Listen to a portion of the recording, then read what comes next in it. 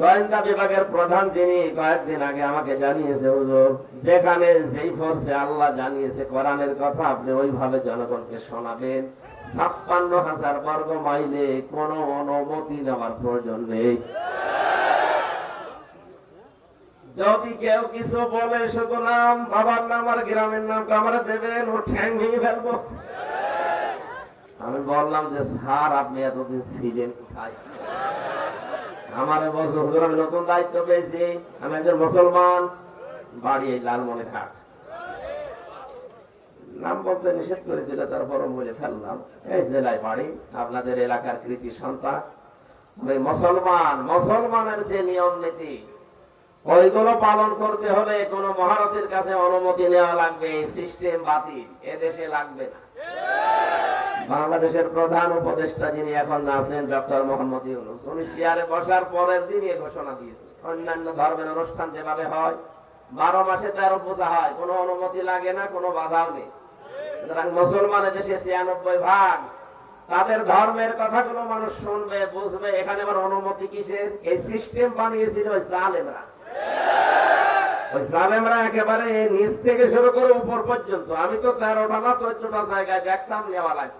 আগে পাতি নেতা, এরপরে আরেকটু বড় নেতা, এরপরে মেম্বার, এরপরে চেয়ারম্যান, উপজেলা চেয়ারম্যান, এরপরে এমপি, এরপরে ওসি, এরপরে ডিএনও, এরপরে ডিএসপি আছে, ডিবি আছে, এনএসআই আছে, ডিজিএফআই আছে, গোয়েন্দা বিভাগের আরো আছে সিআইডি। 27টা গোয়েন্দা বিভাগ আছে, সব রিপোর্ট দেবে। বলেছে কি আমরা করছি? এখানে কি জেনাবা বিচারের কারখানা করা হয়? জেনাবা বিচার যেন বন্ধ হয় সেই কথা এখানে শোনানো হয়। এরপরে আবার উপরে লাগবে এসপি। আর অধিকাংশ জায়গায় তো এগুলো পেয়েছিলাম সব শয়তান, অধিকাংশগুলো। আমার বাংলাদেশের মনে হয় এই 64 জেলার প্রায় 35 থেকে 40টা জেলার এসপি অনুমতি দিত না, বলে না হবে না। কেন হবে না? কোনো কারণ নেই। আমি কোরআনে কারিমে প্রচার যে মাধ্যমগুলোর আয়াত আছে এগুলোর তাফসীর পড়তে গিয়ে পেয়েছি বিশ্ব নবীকে ওরা কোরআন প্রচারে বাধা দিত 3টা কারণে। কয় কারণে? বলেন বলেন। 1 নম্বরে কারণ হচ্ছে এমনি, হ্যাঁ কোনো কারণ এমনি। এখন যদি বলেন মানে এমনি, মানে হ্যাঁ এমনি। আমি যদি আছে দাড়ি পাকা মুরব্বি দেখে বলি যে রাজাকার, উনি যদি বলেন কেন বললেন এমনি,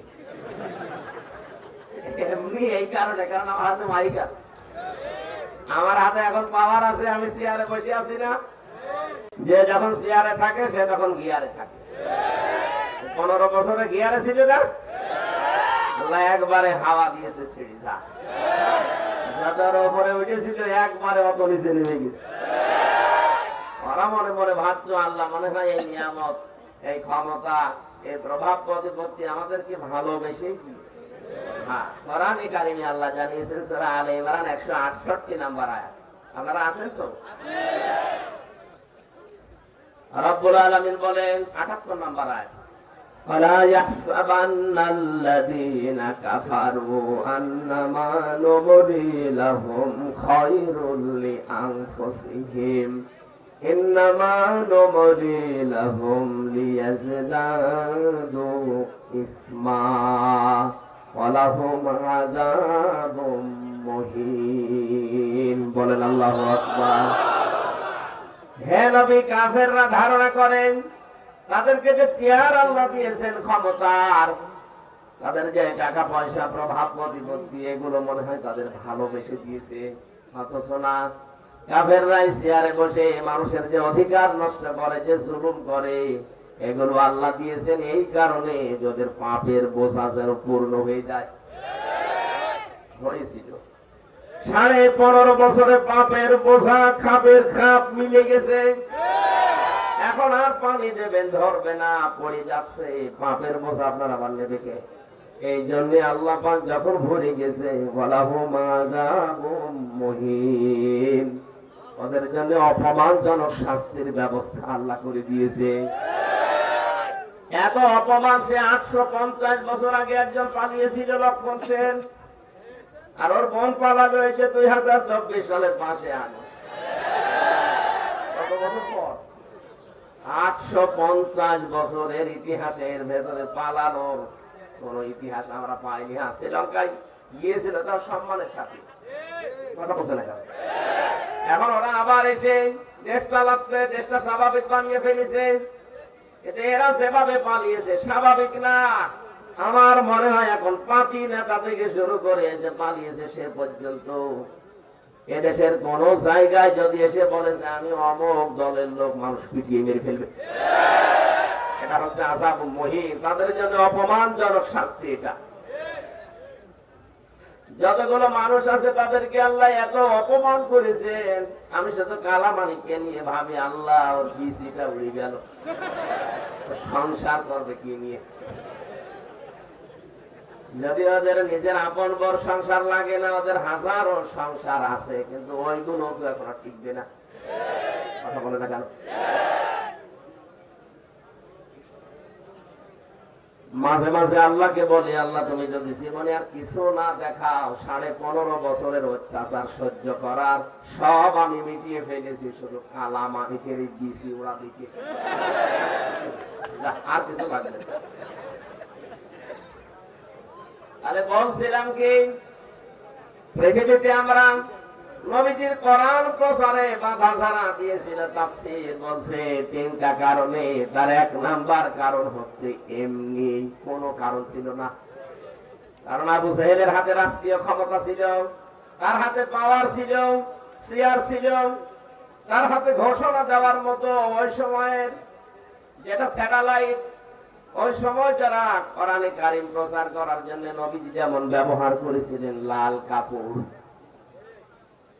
কোন মানুষ যদি ওই জামানায় বিপদে পড়তো, তাহলে ওই যে সাফা মারওয়া যে পাহাড়, ওখানে ওঠার পরে সকালবেলা বলতো ইয়া সাবাহা ইয়া সাবাহ।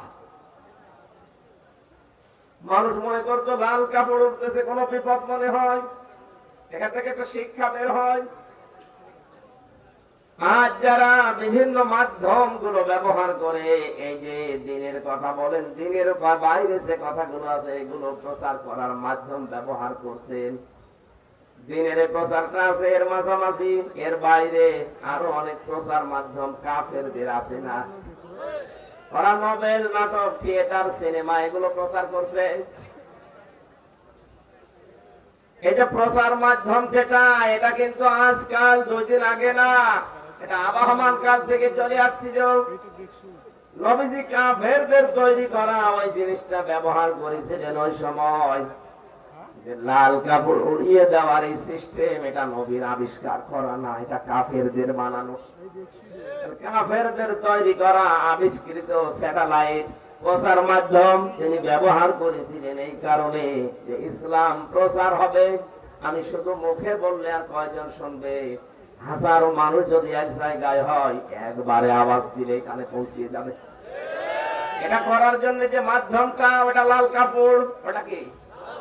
লাল কাপড় উড়িয়ে দেওয়ার মাধ্যমেই মানুষ বুঝতো এখানে বিপদ।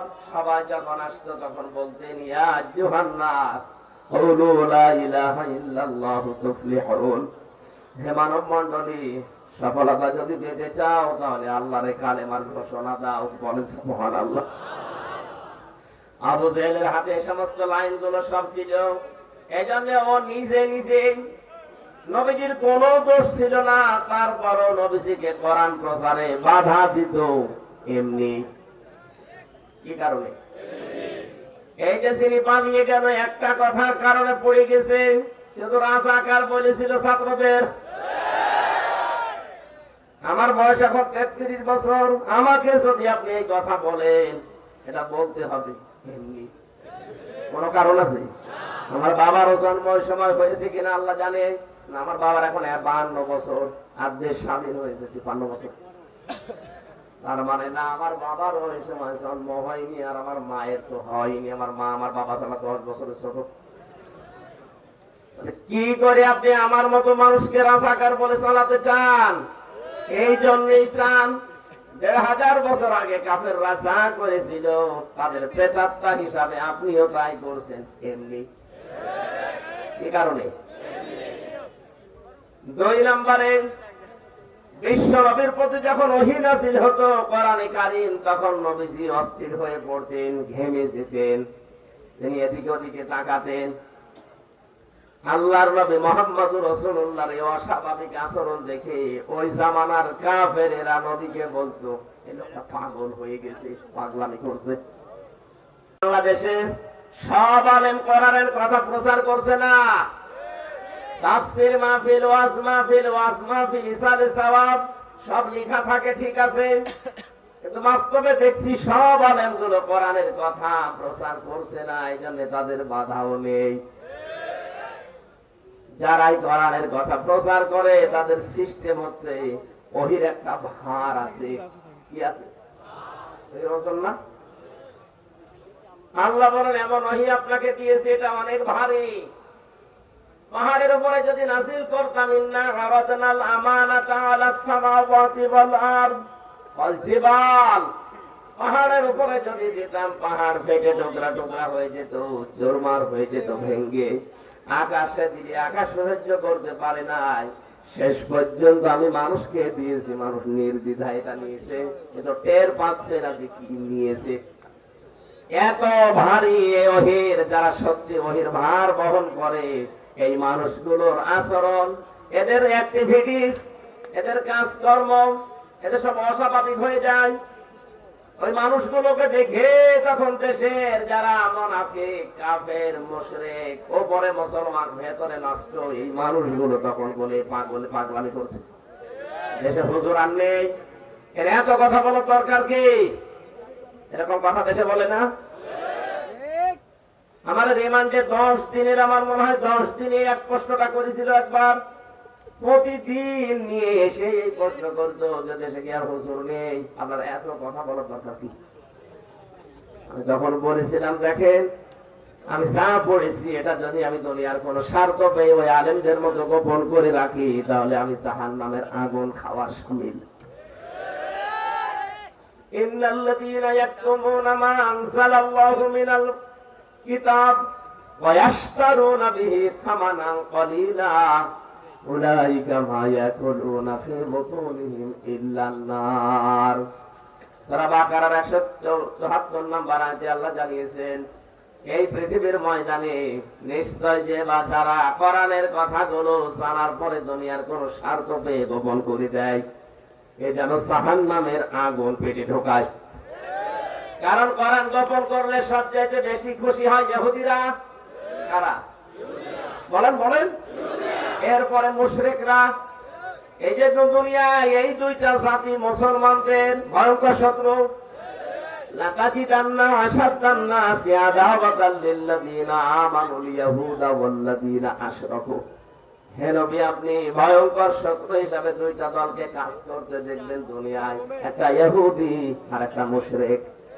তাম পৃথিবীর 257টা রাষ্ট্র এখন পৃথিবীতে, 228টা আমি জানতাম 23 সালের থেকে 20 সালের দিকে।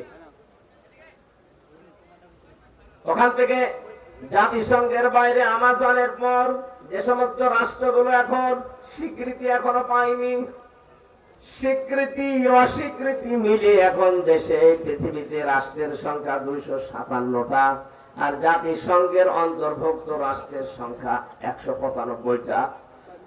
একটা আনন্দের বিষয়, 195টা রাষ্ট্র জাতিসংঘের আন্ডারে আছে, এর ভেতরে 191টা রাষ্ট্রে আমাদের কোরআনের পাখির গায়ে জানাজা অনুষ্ঠিত হয়েছে। আপনি মরে যান তো দেখি বাংলাদেশে জানাজা হয় কিনা দেখবো। কথা বলে দেখেন, জাতিসংঘের অন্তর্ভুক্ত 195টা রাষ্ট্রের 151টা রাষ্ট্রের এটা রিপোর্ট আল জাজিরা। অথচ বাংলাদেশে তার জন্ম, এ দেশে 50টা বছর কোরআন প্রচার করেছে, সেই লোকটার জানাজা ঢাকার বুকেও পড়তে দেয়নি।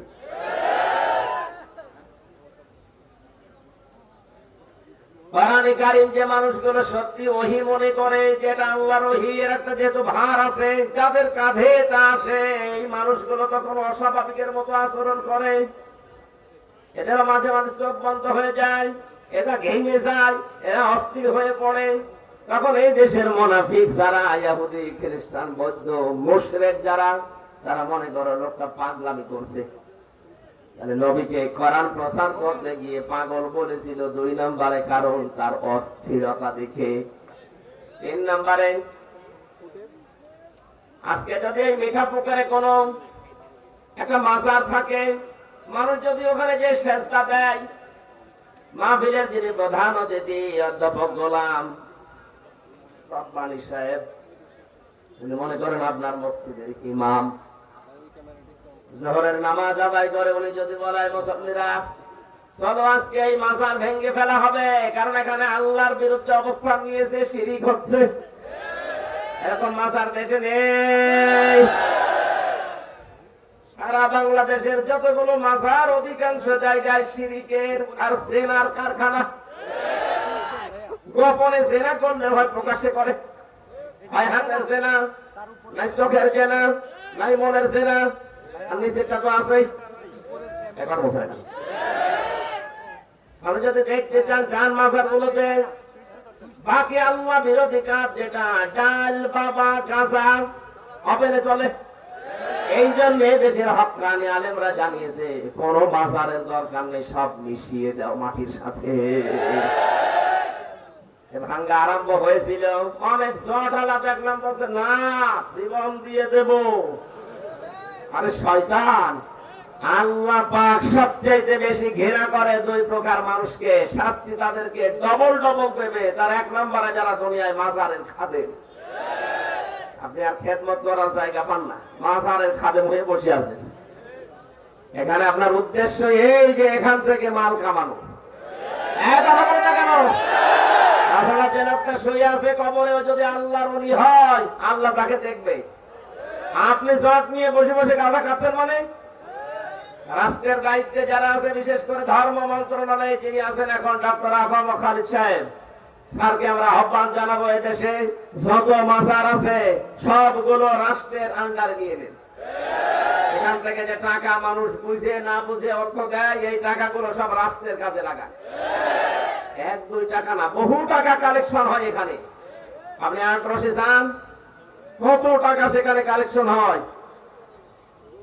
এরকম 48,000-এর উপরে মাজার, কত সরকারি শরীফে, এর বাইরে ছোটখাটো তো আছে, কিচ্ছু নেই মাজারে। গরু শুয়ে আছে, গরু সার মাজার, কুকুর শুয়ে আছে, কুকুর সার মাজার। এক জায়গায় মাওলানা সাইদি বলছিলেন যে ওখানে নাকি গাধা সার মাজারও আছে। একজনের গাধা মারা গেছে, উনি ওখানে মাটির নিচে দিয়ে লাল পতাকা টাঙিয়ে দিয়েছে, কি এখানে গাধা সার মাজার। এই চলছে ব্যবসা। গোলাম রাব্বানী সাহেব উনি নামাজের পরে বলছে না, এটা আর হতে দেওয়া যাবে না, এই শিরিক বন্ধ করা লাগবে। মুসল্লি যারা আছেন সবাই আমার সাথে চলেন। আমার মনে হয় আমার মতো 5 ওয়াক্ত নামাজ পড়া মুসল্লি পর্যন্ত বলবে হুজুর দিনকাল ভালো না। আপনার কথা কি? যে ডাকছে করুক লা ইলাহা ইল্লাল্লাহ, আপনি নামাজ পড়াচ্ছেন এইটাই তো যথেষ্ট, আবার মাজার ভাঙা দরকার কি? করুক, এ কথা বলবে না? এরপরে উনি যদি বলেন না আপনারা কেউ যদি না যান আমি একা যাব, দেখবে ওনার পেছনে একটা লোক নেই। আল্লাহর নবী ওই সময় দেখলেন সারা পৃথিবী একদিকে আর উনি একদিকে, কেউ মাজার পূজা, কেউ দরগা পূজা, কেউ দুর্গা পূজা, কেউ আগুন পূজা, কেউ পাথর পূজা, কেউ বাতাস পূজা, কেউ মাছ পূজা নিয়ে ব্যস্ত। নবীজি বললেন আমি একটাও মানি না, কেউ যদি আমার এই প্রতিবাদে সাথে না থাকো আমি একাই যাব। লা ইলাহা ইল্লাল্লাহ। নবীজি কোরআন প্রচার করতে গিয়ে 3 নম্বরে বাধার যে কারণ পেয়েছিলেন, তারা বলেছিলেন লোকটা বেশি বসে। 1500 বছর পরে আজ অনেক বাতিলরা অনেক আলেমকে বলছে বেশি বসে। ওদের 5টা গোলামি করেন, হ্যাঁ সে আপনার কাছে আলেম, এই জন্য ফরিদউদ্দিন মাসুদকে ওরা আলেম বলে, এই জন্যই ওরা রুহুল আমিনকে আলেম বলে। এরা যদি আলেম হয় তাহলে দেশে জালেম কারা? আমার যতটুকু বাস্তবতার জ্ঞান আছে, যে দুইজনের নাম বললাম, তামাম বাংলাদেশ না তামাম পৃথিবীতে এখন এই দুইজন আলেম নামে বড় জালেম। একটা মসজিদের ভেতরে ইমামতি দখল করতে গিয়ে মারামারি করতে পারে, ও আলেম থাকে কোন কায়দায়? জ্ঞান থাক, ও পাকিস্তানে পড়ে আসুক আর সৌদি আরবে পড়ে আসুক, জাহেল। তারপর আবার দাঁড়িয়েছে নৌকা মার্কা নিয়ে। কালকে রংপুর শহরে বলেছিলাম, লোকটা যদি নৌকা মার্কা নিয়ে না দাঁড়িয়ে কুকুর মার্কা নিয়ে দাঁড়াতো, তাও মানুষ অন্তত ভোট দিত। অনেকে বলে না, উনি অনেক ভোট পেয়েছে। ভোট পেয়েছে, দিনের ভোট রাতে পেয়েছে, সব নিজেদের দিয়ে মারানো। আমরা যে কথা বলতে চাই পর্যন্ত এসে পারায় কারিম যারা আমরা শুনতে এসেছি, এটা যেটা একটা নিয়ামত, এই নিয়ামতের শুকরিয়া আদায় হবে মুমিনদের তখন যখন মুমিন মানুষগুলোর এই কোরআনের দ্বারা উপকার হবে। আর জালেম যারা, ওদের শুধু দিন যাবে আর ক্ষতি বৃদ্ধি হবে। এই জন্য যে সিস্টেম জালেমরা চালু করেছিল 15.5 বছর, বহু কষ্টে ছিলাম। রংপুরে সেই কুষ্টিয়া থেকে বহুবার এসে আমি এই টার্মিনাল থেকে ফেরত চলে গেছি। এখন আর ওই সিস্টেম নেই, ওরা সিস্টেম আমরা চেঞ্জ করে ফেলেছি। আজকে ধর্ম উপদেষ্টা বক্তব্য দিয়েছে, এই দেশের অনেক নিয়ম নীতি আমার চোখে দেখতে পাচ্ছি, একটাও রাখবো না, সব পাল্টাবো। এটা একটা আল্লাহর কোরআন প্রচার করতে গিয়ে যে অনুমতির সিস্টেম, এটা উনি বলেছে বাতিল। এদেশে আর ওই সিস্টেম নেই। কোন মহারথীর কাছে অনুমতি নেওয়ার কোন দরকার নেই। কার কাছে নেবেন? সে কি কোরআনের চাইতে বড়? বলেন। তাদেরকে যদি সাহায্যে লাগে, হ্যাঁ, পাহারা দিতে আসবেন, এতটুকু। আপনার মতো সলিমুদ্দিনের কাছে 4-5 বার চিঠি দেওয়া লাগবে, তা আবার সই করতে চাই না, বলেছে কি হয়ে গেছে। এজন্য আমরা চাই, এদের যেহেতু সংস্কার চলছে, এখন 1628টা চেয়ারে এরা বসেছিল, একটা চেয়ারেও যেন জালেম গুলো না থাকে। সব জায়গা থেকে এদের নামান, নতুন মানুষ এখানে জমা করে। এক কথা বলে দেখানো, কোন দরকার নেই এদের থাকার।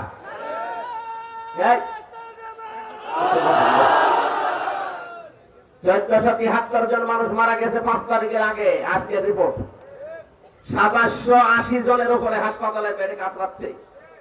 এখনো পর্যন্ত আবু সাইদের রক্তের দাগ মনে হয় কবরে শোকায়নি।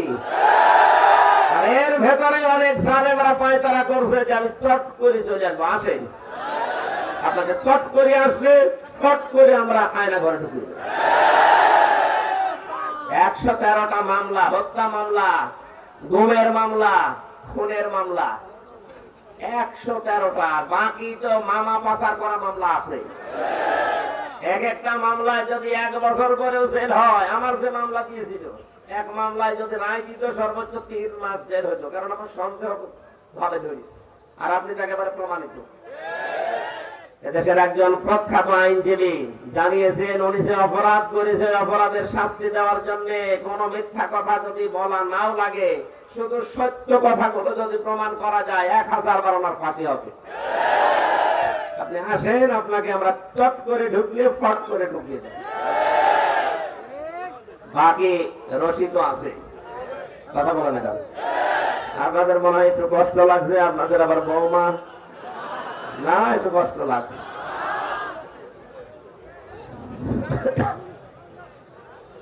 নিয়ামতের প্রথম শুকরিয়া আদায় হবে কি করে? আলহামদুলিল্লাহ, এটা স্বীকার করা যে হ্যাঁ, আজকের এই অনুষ্ঠান কোরআনের অনুষ্ঠান, এটা নিয়ামত। আপনি মানেন তো? 2 নম্বরে মনের ভেতরে একটা শান্তি পাবেন, এটা আমি পাচ্ছি। 5 তারিখের পর থেকে আমি আরো বেশি পাচ্ছি। কথা বলেন না কেন? 3 নম্বরে, যখন যেইটা এই কারণে এই দেশ স্বাধীন হয়েছে, ওই কারণটা সামনে নিয়ে আসা লাগবে। আর সমন্বয়কদের কথা শুনছেন না? প্রধান সমন্বয়কদের ভেতরে একজন ঢাকা বিশ্ববিদ্যালয়ের শিবিরের সভাপতি। টের পাচ্ছেন কোন জায়গা থেকে কি হয়েছে? সাদিক কায়ুবাই। সুতরাং এই মানুষগুলো চট্টগ্রামের বিশ্ববিদ্যালয় শিবিরের সেক্রেটারি, উনি ওই এলাকার সমন্বয়ক। সুতরাং যারা আছে, আমার মনে হয় সবগুলোর বক্তব্য সামনে একই হবে যে এই দেশ আল্লাহর কোরআন দিয়ে আমরা চালাতে চাই।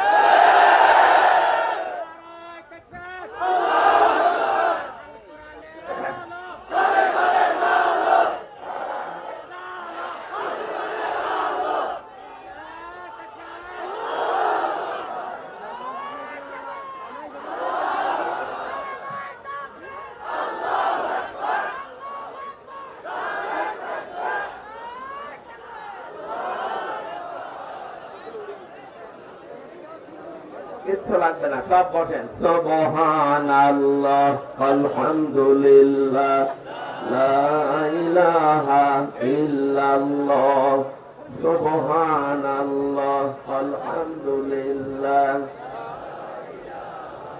লা ইলাহা ইল্লাল্লাহ।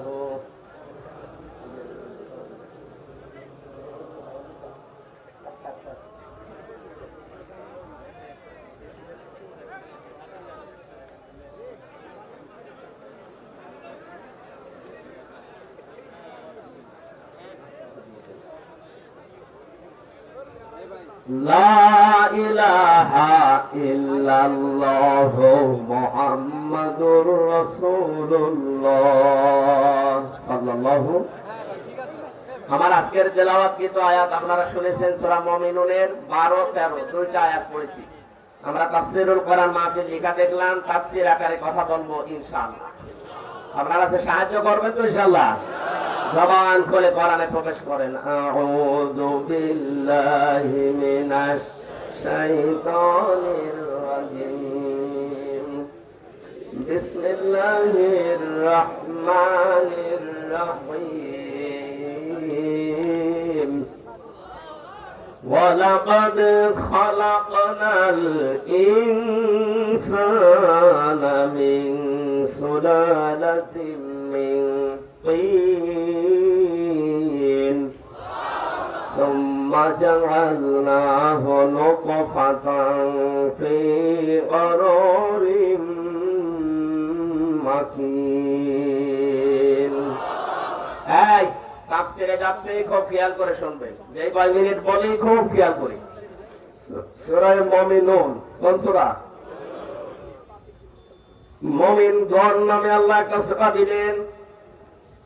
অন্য জায়গায় আমি পেয়েছি 24 নম্বর পারায়, সেখানে আছে সূরা মুমিন। এক বছরেও আছে, বহু বছরেও আছে। কাফের নামে কোন সূরা আল্লাহ কোরআনে দেয়নি। সব কাফেরকে আল্লাহ একবারে অ্যাড্রেস করেছেন কাফিরুন। মুনাফিকদের নামে সবাইকে নিয়ে আল্লাহ একটা সূরা দিয়েছেন, সূরাতুল মুনাফিকুন। আল্লাহ পাক এখানে যেহেতু শুধু মুমিন না, মুমিনুন নামে সূরা দিয়েছেন, এর ভেতরে এই মুমিনুন শব্দটা আল্লাহ পাক দিয়েছেন, সেখান থেকে এর নামকরণ। 2 নম্বরের ব্যাখ্যা হচ্ছে তাফসীরে ফি জিলালিল কোরআন। মুফাসসির বলেন মুমিন জীবনে 8টা গুণ থাকা অপরিহার্য। কয়টা? 8টা গুণ যদি কারো ভেতরে না থাকে, আল্লাহর দৃষ্টিতে সে মুমিন না। হাতার দাড়ি থাকতে পারে, জুব্বা থাকতে পারে, সে সালাত সিয়াম করতে পারে, কিন্তু সে মুমিন না। উদাহরণ দিতে গিয়ে আমি তাফসীরে পেয়েছি, তাফসীরে হাক্কানীতে আর জিলালিল কোরআনে মুফাসসির যিনি নাম দিয়েছেন একজনের, তার নাম আব্দুল্লাহ বিন উবাই। এই লোকটার পুরা জীবন এই তাফসীরে আছে। পুরাটা পড়ে আমি দেখেছি তার নামাজ ছিল, সিয়াম ছিল, আল্লাহর নবীর সাথে তার ইফতারি ছিল।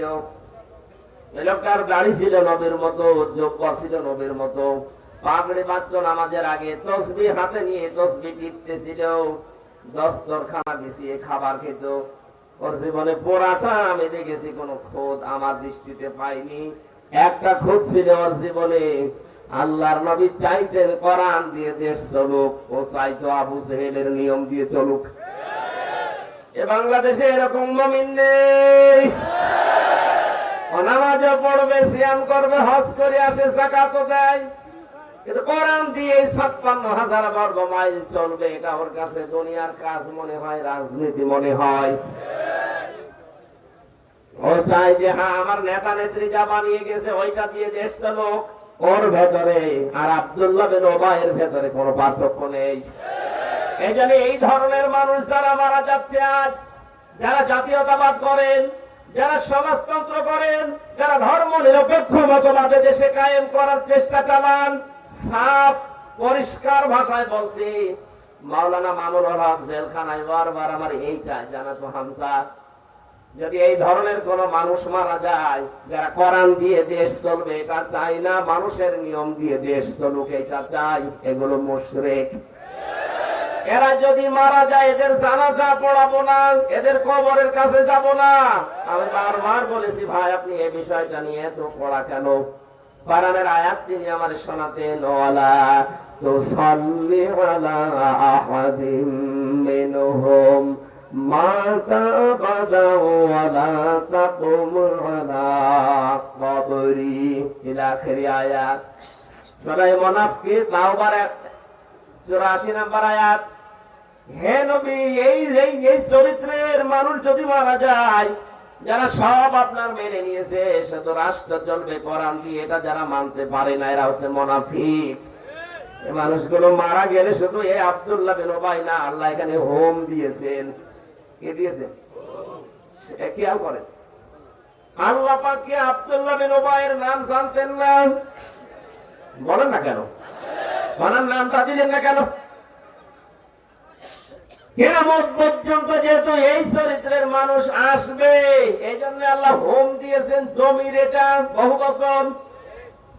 তার মানে এইরকম চরিত্রের মানুষ এখন বাংলাদেশে আছে, কিয়ামত পর্যন্ত দেশে আসবে।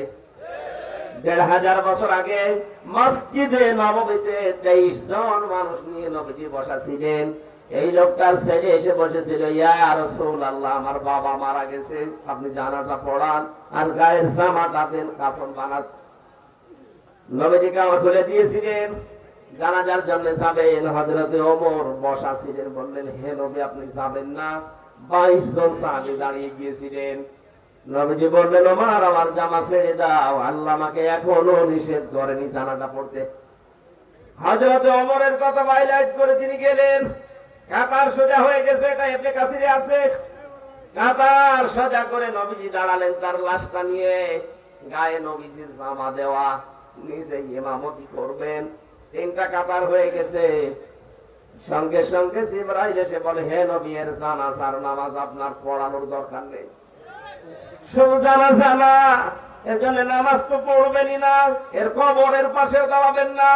শুধু এর না, ওই জায়গায় দেখেন ওয়ালা তুসাল্লি আলা আহাদিম মিনহুম, কি আছে বলেন বলেন? এই হোমের ভেতরে আমরা ঝামেলা। কারণ আমাদের যাদের চরিত্র এরকম যে আমরা নামাজ পড়বো, রোজা করবো, যাকাত দেবো, হজ করবো, সব আল্লাহর বিধান মতো, আর রাষ্ট্র চালাবো ভারতের আর আমেরিকার কথা মতো, তাদের মারা গেলে জানাজা নেই, কবর নেই। বিশ্বাসের মানুষ দেশে নেই। সত্য কথা বললাম এই কারণে, কারণ বহু মানুষকে আমরা এখন দেখতে পাচ্ছি, হয়তো আপনি না জেনে ভুল করছেন, আপনি থামলেন। ইসলাম বাদ দিয়ে পৃথিবীর যত নিয়ম নীতি আছে, সে যে নামেই হোক, সবগুলো কুফরি। কেউ ফতোয়া উল্টাতে পারবেন?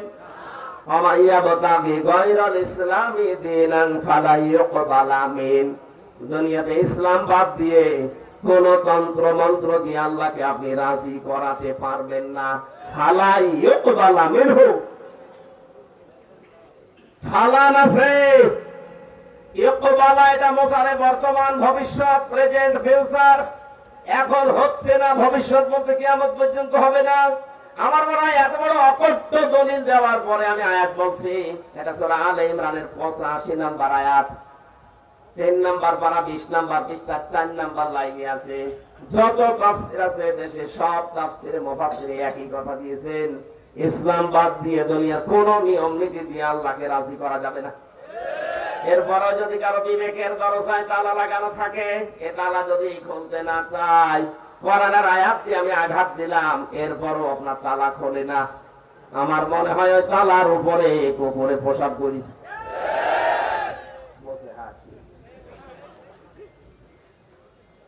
এই কথাটা একটু ভেবে চিন্তে বলতে পারছি। এর চাইতে আর বড় দলিল দুনিয়ায় আছে? আমার আর নিচে নামা সম্ভব না, আমি আর কি দিয়ে নামবো বলেন? কোরআন দিয়ে এত বড় একটা আঘাত দিলাম যে ইসলাম বাদ দিয়ে যারা যে দলে আছেন সব জাহান্নামী, এরপরও আপনি মানতে চাচ্ছেন না, তাহলে আপনার আর কোরআনের উপরে বিশ্বাস রাখার দরকার নেই। এই জন্য যে 7টা থেকে 8টা গুণ দরকার সূরা মুমিনুনের ভেতরে আল্লাহ দিয়েছেন, এই গুণগুলো আমি সহ যারা এসেছি আল্লাহ আমাদেরকে বাস্তব জীবনে অর্জন করার তৌফিক যেন দান করেন, বলেন আমিন। আজকের 12 এবং 13 নম্বর আয়াতে আমরা যাচ্ছি। আল্লাহ পাক বলেন লাকাদ খালাকনাল ইনসানা মিন সুলালাতিন মিন তিন, অবশ্যই আমি আল্লাহ মানুষ বানিয়েছি মাটির নির্যাস থেকে। এবার আসেন তো আসল কথা, এই মানুষ বানিয়েছে কে? কি দিয়ে? মাটির নির্যাস। এই যে মিন তিন, এই শব্দের তিনটা ব্যাখ্যা হতে পারে। এক নম্বরে আমরা যে মানুষ মাটির তৈরি, তার প্রথম প্রমাণ আমাদের যিনি আদি পিতা হযরতে আদম, আদি মাতা হযরতে হাওয়া, তাদেরকে আল্লাহ বানিয়েছেন আগুন দিয়ে। কি দিয়ে? বলেন বলেন।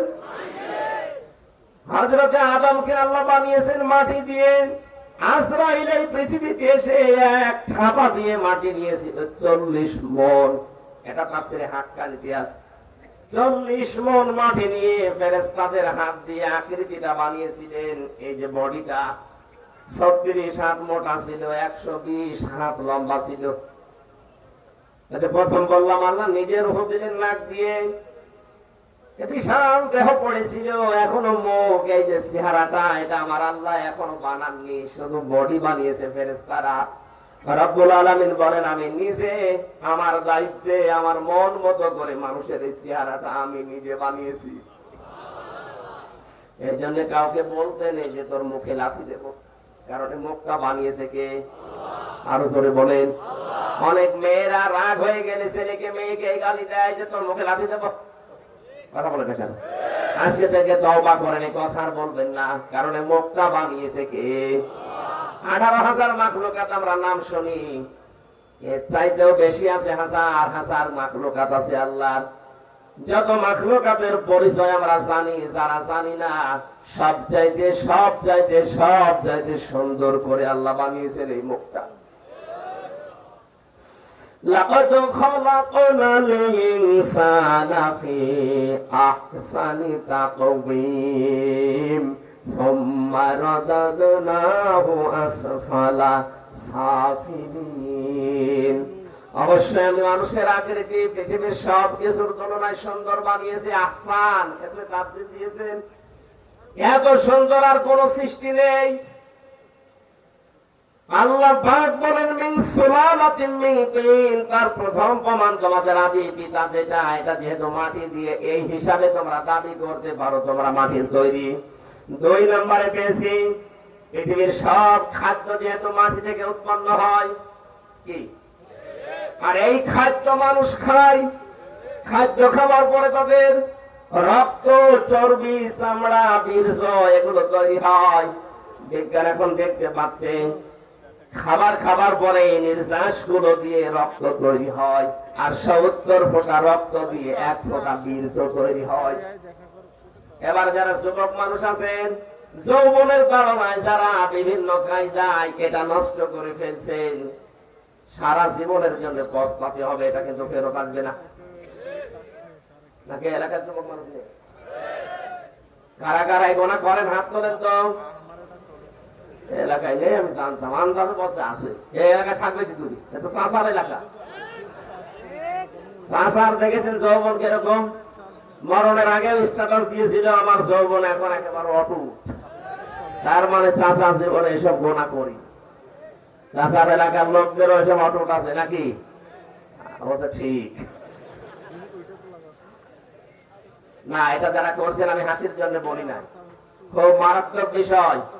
হয়তো ইয়ার কি আড্ডা করে যৌবনের তাড়নায় যারা এগুলো করছেন, আমি ইঙ্গিত দিলাম এটা নষ্ট করা যাবে না, খুব দামি জিনিস। খাবারের পরে যেটা নির্যাস দিয়ে রক্ত হয়, 70 ফোঁটা রক্ত দিয়ে মাত্র 1 ফোঁটা বীর্য হয়। আর আপনি যা করছেন 1 ফোঁটা, হাজার হাজার ফোঁটা নষ্ট হচ্ছে। কথা বুঝতেছেন? আশা করছি ছেড়ে দেবেন এই গোনাটা। আর এটা ছেড়ে দেওয়ার জন্য আমার মনে হয় যে সমস্ত ভিডিও গুলো আকাশ সংস্কৃতির নামে ইন্ডিয়া আর আমেরিকা আমাদেরকে দিচ্ছে, এইটা বন্ধ করা দরকার। যে দায়িত্বে আছেন এনাহিদ ইসলাম, যে কয়েকদিন আগে জানিয়েছে, আমরা এগুলো আস্তে আস্তে কন্ট্রোল করার চেষ্টায় আছি। আল্লাহ যেন তাকে তৌফিক দেন। আকাশ সংস্কৃতির নামে যেগুলো আসতেছে বন্যার পানির মতো আমাদের দেশে, এই বিলাপ করা পত্রিকাগুলো নিষিদ্ধ করা দরকার। এবং এই ভিডিও কন্টেন্ট গুলো যেগুলো আছে আমি নাম নিলাম না, এগুলো সব রাষ্ট্রীয় ভাবে বন্ধ করা দরকার।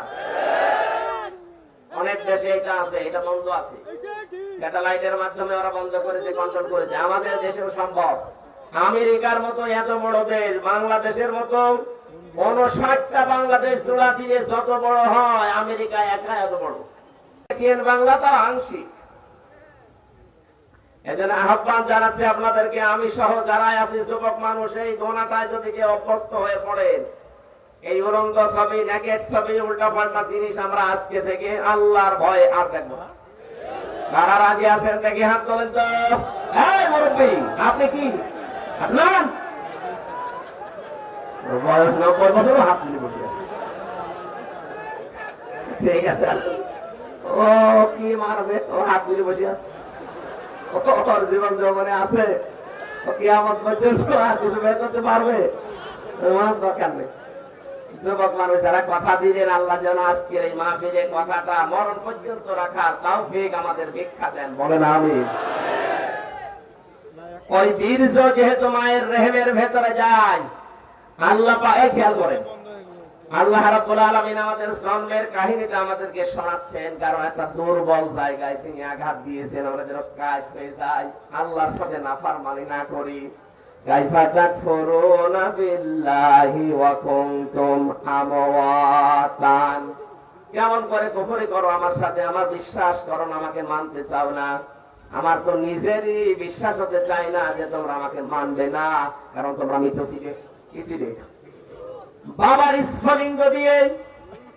এখানে মাওলানা নেই, আলেমদেরকে এবার বলছি, ফালিয়ানজুরিল ইনসানু মিম্মা খুলিক, খুলিকা মিম্মা ইনদাফিক। আল্লাহ পাক বলেন বাবার স্ফলিঙ্গ দিয়ে দ্রুত গতিতে যে পানিটা বের হয়ে যায়, মানুষকে একটু নজরও করে না পানিটার দিকে, যে আমি তারা কি দিয়ে বানিয়েছি। এই পানিটা যখন মায়ের রেহেমের ভেতরে যেতে থাকে, বিজ্ঞান এখন দেখতে পাচ্ছে কম্পিউটারের মাধ্যমে এক ফোঁটা বীর্যের ভেতরে 40,000 হামসা বানানোর ক্ষমতা আছে। মায়ের ওই রেহেম পর্যন্ত যেতে, এই যে বিশাল একটা দেওয়াল, মায়ের জরায়ুর এই দেওয়ালে ধাক্কা লেগে অনেকে পড়ে যায়, অনেকে পায়ের সাথে পা লেগে পড়ে যায়। ওই পর্যন্ত যে পৌঁছিয়েছে আমি হামসা একা, এজিহাদি একা, নাকি আল্লাহর নবুল বলেছে তো একা, ওনার তো চমকা হয়নি, একা হয়েছে, আমিও একা।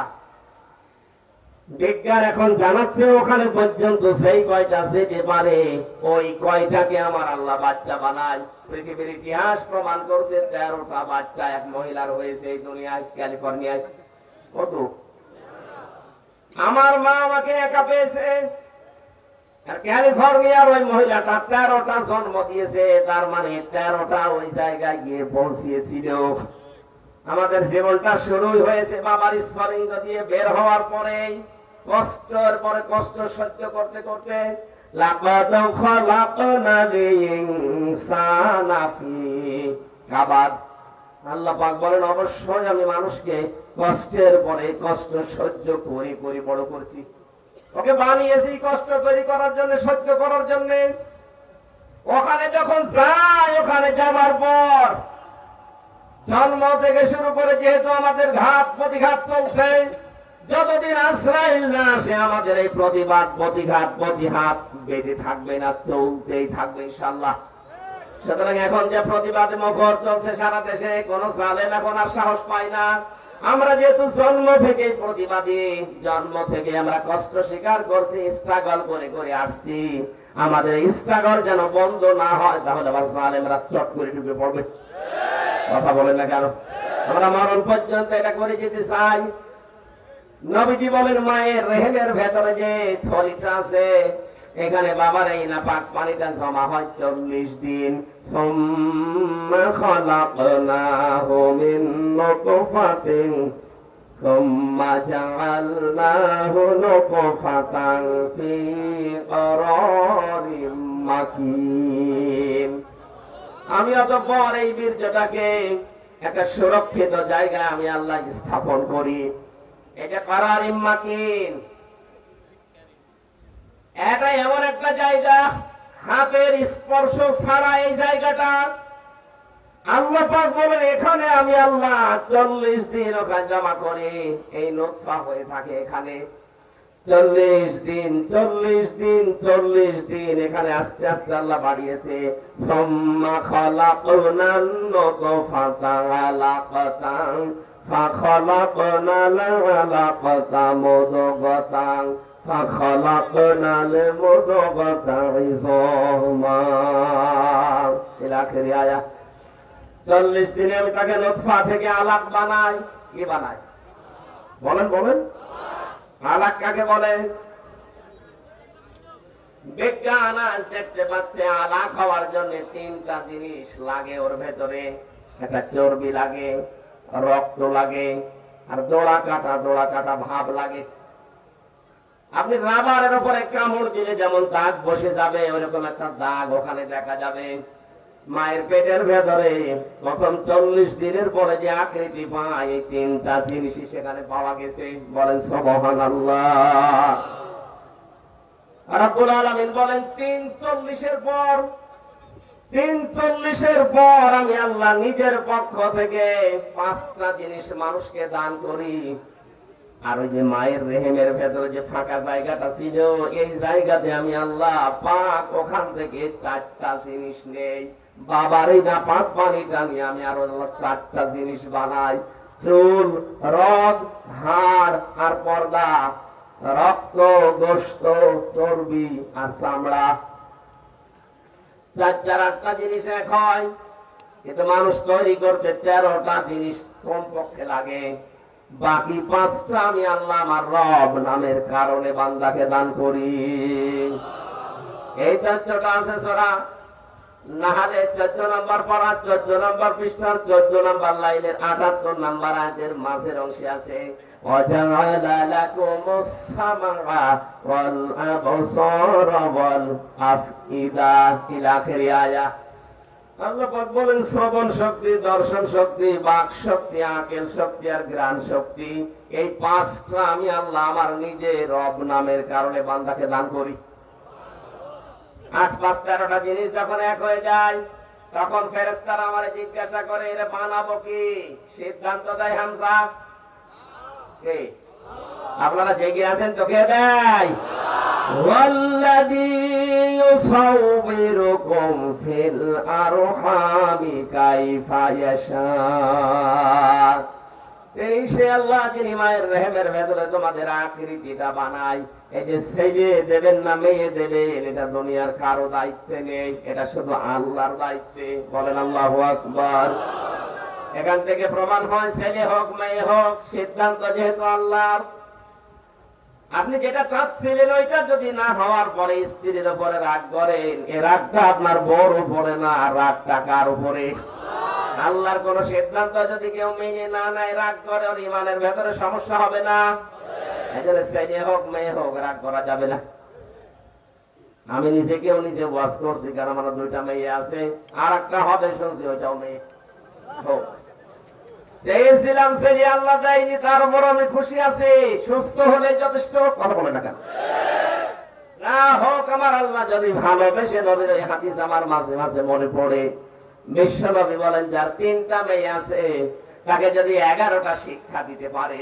কয়টা বলেন এখানে যারা আছেন মেয়ের বাবা ছেলের বাবা 1 নম্বরে নবীজি তিরমিজি শরীফের হাদিস হওয়ার পরে ছেলে হোক মেয়ে হোক তার ডান কানে বাম কানে আসামান আর একামত দেওয়া লাগবে বাবা মা যারা আছেন তারা এটা মিলাবেন আপনি করছেন কিনা 2 নম্বরে তার একটা সুন্দর অর্থবোধক নাম রাখবেন আমার বড়টার নাম হচ্ছে মাওয়া জান্নাত পরেরটার নাম ফারিহা জান্নাত যেটা আসবে যদি মেয়ে আল্লাহ দেয় বলবো হাফসা জান্নাত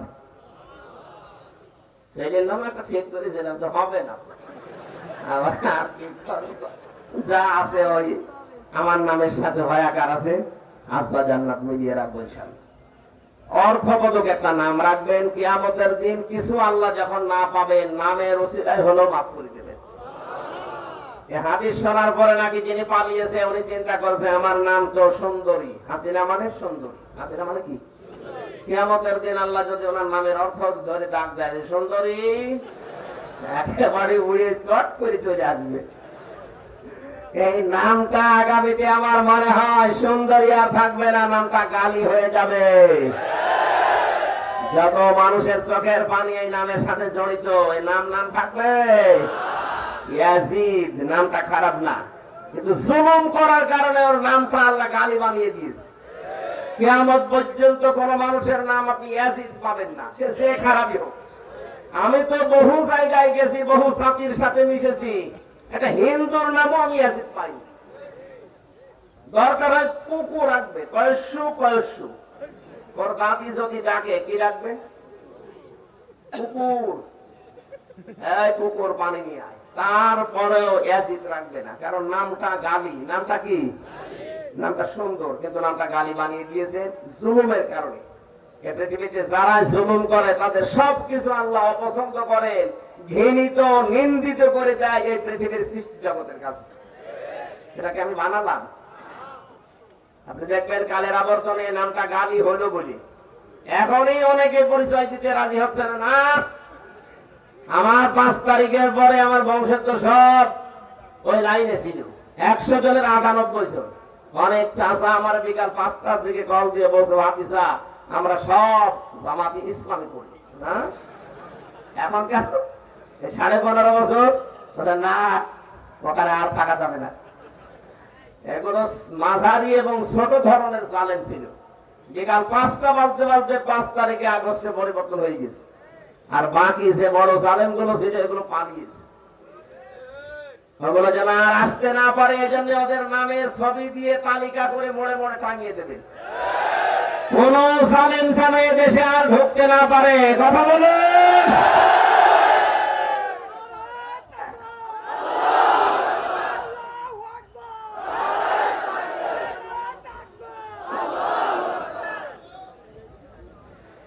রংপুরবাসী এরপরে পেয়েছি, আপনি যদি সমর্থ রাখেন অবশ্যই অবশ্যই অবশ্যই তার আকিকা করবেন। অনেকের বাবা বিদেশে আছে, ছেলে জন্ম নিয়েছে, হয়তো জন্ম দিয়ে চলে গিয়েছিল, সময় পায়নি, বাইরে থেকে মোবাইলে জানতেছে যে ছেলে হয়েছে মেয়ে হয়েছে, এখন আকিকা দেওয়া লাগবে। বলে না, বাবা যখন আসবে তখন দেবেন না, এটা নিয়ম না। এটা 7 দিনে দেওয়া সুন্নাত। একটা সুন্নাতকে যদি আপনি চিন্তা করতে পারেন 100 গলা কাটা সহিত সওয়াব পাবেন। আকিকা দেওয়া 7 দিনে সুন্নাত, বাবা থাকা সুন্নাত না। কথা বুঝতেছেন? আকিকা দেওয়া কি? বাবা উপস্থিত থাকা না। আমি মনে হয় বোঝাতে পারি। এই এদিকে থাকা,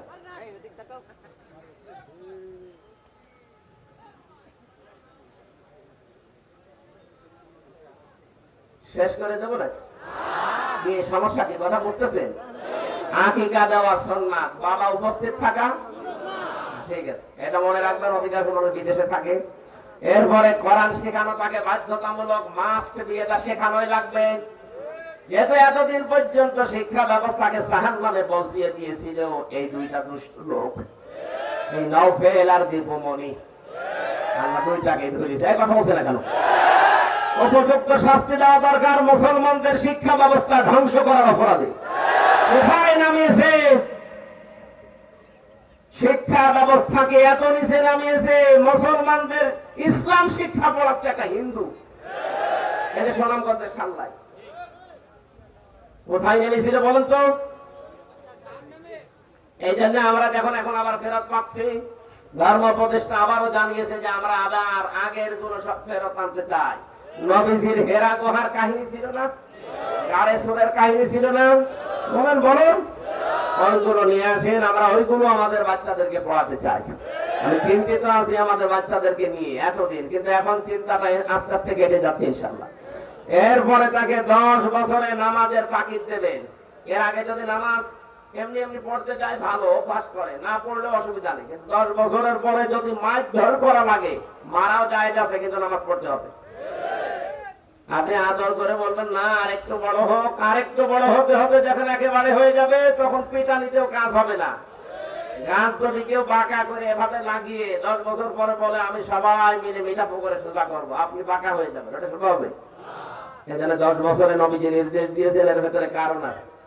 এরপরে পেয়েছি তাকে ঘোড়া চালানো, তীর চালানো, সাঁতার শেখা, এগুলো তাকে শিক্ষা দেওয়া লাগবে। এগুলোর মানে কি? তাকে ছোটবেলা থেকেই কষ্ট সহিষ্ণু করে গড়ে তোলেন, নলের পুতুল করে গড়ে তুলবেন না। আপনি হট করে মারা গেলে ও যেন দুনিয়ার এই কঠিন অবস্থায় নিজেকে মানিয়ে নিতে পারে। কথা বুঝতেছেন? তাকে কর্মজীবন তৈরি করে দেওয়া লাগবে হালাল। কি? আমাকে জেলে রিমান্ডে এক হিন্দু অফিসার ছিল, দেবদাস। এই লোকটা মাঝে মাঝে রাতের বেলা আসতো, রাত 12টার সময়, একেবারে 6টার সময় যেত, সারা রাত বসে পাহারা দিত। আমার বছর আমি অমেনে ছিলাম 2 বছর।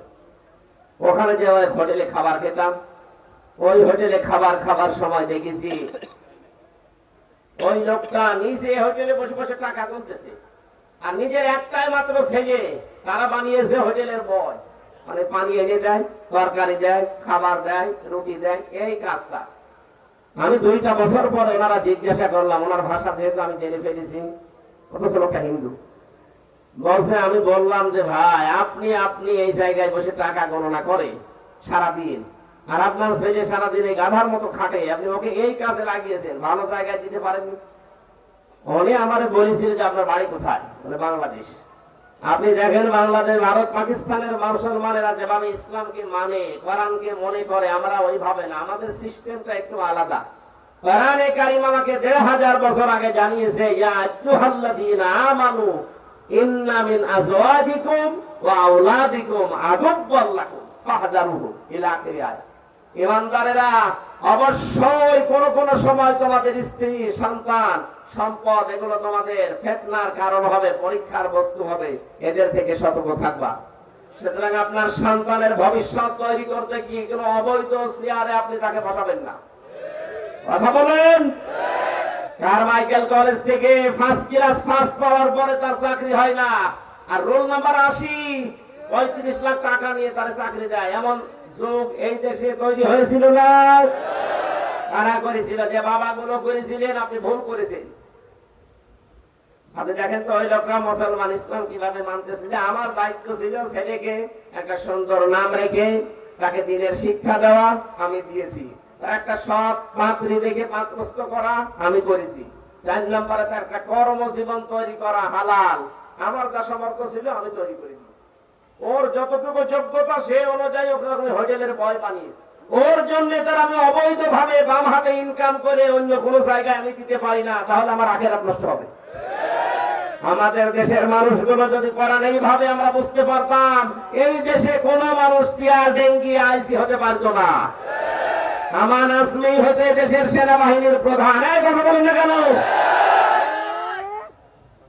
আপনি পারেননি কাজ করতে। এরপরে তারে বিয়ে দেওয়ার জন্য 4টা জিনিস দেখতে হবে।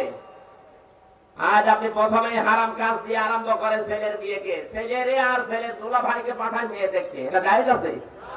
বলেন। এমনকি বিয়ের আগে আপনারও ওই মেয়েটাকে দেখা যায়, আর দুলা ভাই যে আগে দেখবে, এরপরে ছেলে একটু হালকা তাকায় না, বলে ঠিক আছে। বিয়ে কি দুলা ভাই করবেন আপনি? বলেন। এটা হারাম কাজ দিয়ে আপনি আরম্ভ করলেন। 4টা জিনিস দেখে বিয়ে করার নিয়ম আছে, তার বংশ, তার সম্পদ, তার জ্ঞান এবং দিনদারি। এই 4টা জিনিসের ভেতরে যদি দিনদারি পাওয়া যায়, যে না দিনের পরিবেশ আছে, আপনি নির্দ্বিধায় সেখানে আত্মীয়তা করতে পারেন, ওখান থেকে হযরত ওমর ইবনে আব্দুল আজিজ পয়দা হবে ইনশাআল্লাহ। এরপরে তাদের ভেতরে সম্পদ বন্টন করে দেওয়া, এইটা আজ বাংলাদেশে অনেক মানুষ করে না। এরা মনে করেন নামাজ পড়ি, রোজা রাখি, হজ করি, এই ছেলে মেয়ের জমি জায়গা ভাগ করে দেওয়া এটা দুনিয়ার কাজ। কে বলেছে? ইউসিকুমুল্লাহু ফি আওলাদিকুম লিয-যাকারি মিসলু হাজ্জিল উনসায়াইন। আল্লাহ বলেন, আমি সন্তানদের জন্য তোমাদের উপদেশ দিলাম, এক ছেলে যা পাবে 2 মেয়ে তা পাবে। এই নিয়মটা নামাজের মতো ফরজ। আগামীতে এটা মেনে যাবেন, নয়তো আপনি ধরা খেয়ে যাবেন আখিরাতে। এরপরে তার জন্য মঙ্গল কামনা করে, সর্বশেষ তার জন্য আল্লাহর দরবারে দোয়া করা সব সময়, রব্বানা হাব লানা মিন আজওয়াজিনা ওয়া যুররিয়াতিনা কুররাতা আ'য়ুনি ওয়াজআলনা লিল মুত্তাকিনা ইমামা। আল্লাহ কবুল করেন, বলেন আমিন। ছেলে হোক আর মেয়ে হোক, সিদ্ধান্ত যখন আল্লাহ দিয়ে দেন, 10 মাস 10 দিন না, সর্বোচ্চ 6 মাসে সন্তান হওয়া সম্ভব। কয় মাসে? বলেন। 6 মাস যখন হয়ে যায়, রব্বুল আলামিন বলেন আমি তাকে সুন্দর করে হাড় দেই। এই যে হাড় গুলো আছে পুরা শরীরে, বিজ্ঞান এখন গণনা করে দেখেছে 360টা হাড় আছে। কত? নবীজি বলেন এই 360টা হাড়ের যদি তোমরা সাদকা দিতে চাও, তাহলে মসজিদে যে ময়লা পড়ে থাকে নিজের দায়িত্বে ময়লা তুলে ফেলে দিও। রাস্তায় যদি কোনো কাঁটা কোনো কষ্টদায়ক জিনিস থাকে তুলে ফেলে দিও। এই 360টা হাড় বা জয়েন্টের সাদকা আদায় হবে। আমরা মনে করি মসজিদের ময়লা পরিষ্কার করার জন্য শুধু খাদেম আর মুয়াজ্জিন আর আমরা লাশাদ। না, আপনার তো সাদকা করা লাগবে। এটা সাদকা টাকা দিয়ে হয় না, এটা সাদকা মসজিদ পরিষ্কারে হয়। আর রাস্তার কষ্টদায়ক বস্তু তুলে ফেলে দেওয়ার মাধ্যমে আদায় হয়। বলেন আমিন। ৯৭৬৮ প্রকার চামড়া দিয়েছেন আল্লাহ রব্বুল আলামিন। এই যে পরের শব্দ দিয়েছেন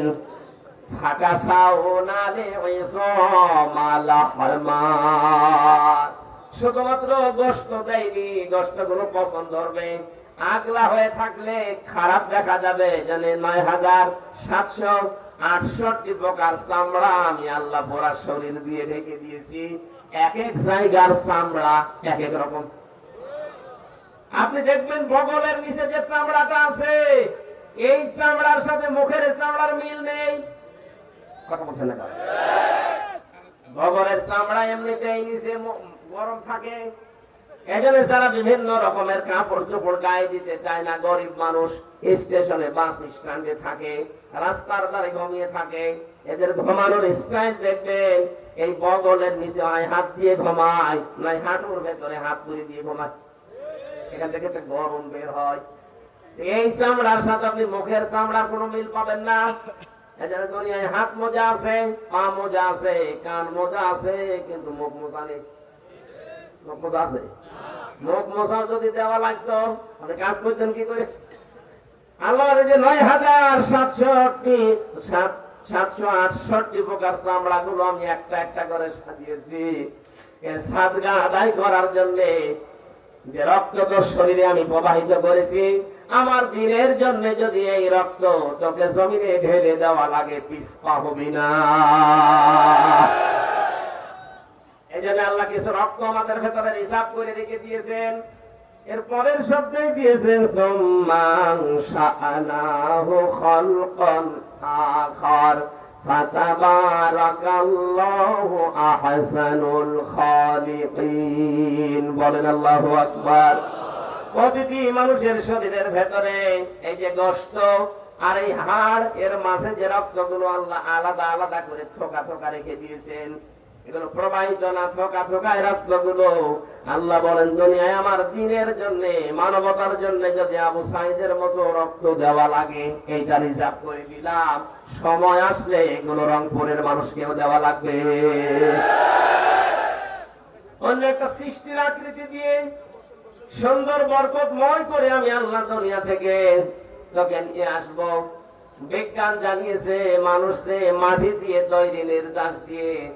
তার ৩ নাম্বার প্রমাণ হচ্ছে বাবার স্ফলিঙ্গ দিয়ে যে দ্রুত গতিতে বীর্যটা বের হয়, বীর্য তৈরি হয় মানুষের খাবারের কারণে।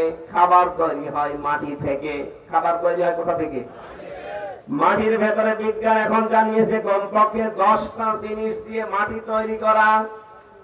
আমি তাফসীরে এটার নাম হচ্ছে হাক্কানি, এই জায়গায় 10টা বিষয় উল্লেখ করা আছে। মাটির ভেতরে পাওয়া যাবে oxygen, silicon, aluminium, iron, magnesium, potassium, sodium, এরপরে ক্যালসিয়াম, হাইড্রোজেন, নাইট্রোজেন। এই 10টা জিনিস আল্লাহ পাক মাটির ভেতরে রেখে দিয়েছেন। ওরা শরীরের ভেতরে এই 10টা জিনিস পাওয়া যায়। বলেন আল্লাহু আকবার। আস্তে আস্তে করে একটা সুন্দর আকৃতি দিয়ে তোকে বানিয়েছি। কেন জানো? এই পৃথিবীতে একটাই মাত্র সৃষ্টি আমার, যাদেরকে দিয়ে আমি আল্লাহ আমার ইবাদতের আশা রাখি। এই জন্য দুনিয়াতে আদম নবী তৈরি করার পরে আমি একটা ক্লাস নিয়েছিলাম। এই এদিকে তাকান। আদম নবীকে আল্লাহ বানিয়ে একটা ক্লাস নিয়েছিলেন। ওই ক্লাসে সরাসরি শিক্ষক আল্লাহ নিজে, ছাত্র হযরতে আদম। সাধারণ মানুষ না নবী? বলেন বলেন, এখানে শিক্ষা আছে। হযরতে আদম নিজে কি ছাত্র, ক্লাস চলছে আল্লাহর আরশে, সরাসরি শিক্ষককে, ক্লাসটা গুরুত্বপূর্ণ না? আল্লাহ বলেন কি শিখালাম তাকে, ওয়াল্লামা আদামাল আসমাআ কুল্লাহা সুম্মা আরাদাহুম ইলাল আখিরিল আয়াত। আমি আদমকে যত কিছুর নাম আছে দুনিয়ায় সব শিখিয়েছিলাম। আমরা অনেক আলেম মনে করি এখানে আসমা এসএমের বহুবচন, এটা মানে দুনিয়ার এই জিনিসপত্রের নাম, আলু, পটল, ঝিঙ্গা, কচু নাকি এত বড় একটা গুরুত্বপূর্ণ ক্লাস, সরাসরি আল্লাহ নিজে শিক্ষক, আদম নবীর মতো মানুষ ছাত্র, আরো সে ক্লাস হচ্ছে। ওখানে আলু, পটল, ঝিঙ্গা, পেঁপে এগুলোর নাম জানা দরকার আছে। মুফাসসির বলছেন এখানে আমার আল্লাহ যেটা জানিয়েছিলেন ওই একদিনের ক্লাসে কিয়ামত পর্যন্ত যত ন্যায় কাজ আছে সব ন্যায় কাজ আদম নবীর এই মাথার ভেতরে আল্লাহ ঢুকিয়েছিলেন। যত অন্যায় কাজ আছে সব অন্যায় কাজগুলো আল্লাহ ঢুকিয়ে দিয়েছেন। এজন্য আদমের সন্তান যারা আমরা আছি, লেখাপড়া করি না কিন্তু জানি যেটা ন্যায় এটা অন্যায়, এটা আমরা পেয়েছি আমাদের বাবার কাছ থেকে। এইটা যেন দুনিয়ায় তোমরা কায়েম করতে পারো, এজন্য বারবার আমার আদেশ আছে, ওয়ালতাকুম মিনকুম উম্মাতুন ইয়াদউনা ইলাল খায়র ওয়া ইয়া'মুরুনা বিল মা'রুফি ওয়া ইয়ানহাউনা আনিল মুনকার ইলা আখির আয়াত। তোমাদের ভেতরে একটা দল থাকতেই হবে, যে দল মানুষকে ভালো কাজের আদেশ দেবে, অন্যায় কাজগুলো বন্ধ করে দেবে, আর এরাই হচ্ছে সফল কাম দল। বলেন আমিন। আল্লাহ আমাদেরকে এই পর্যায়ে ওঠার তৌফিক দিন। অনেক